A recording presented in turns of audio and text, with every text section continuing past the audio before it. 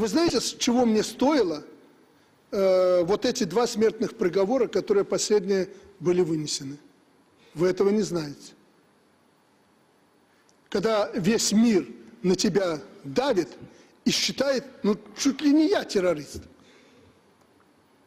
И я вынужден принимать решение. Мне это надо как человеку, до 100 лет не надо.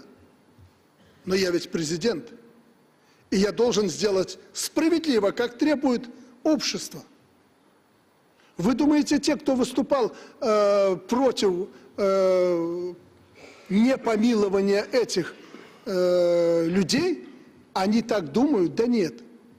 Они по чьей-то указке трубили, а другие просто за компанию. Они такую позицию занимают.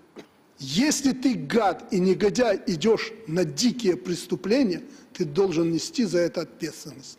И последнее. То, к чему вы меня призываете, может быть, призываете, или, ну, к примеру, призываете, уже совершено в России и в других государствах.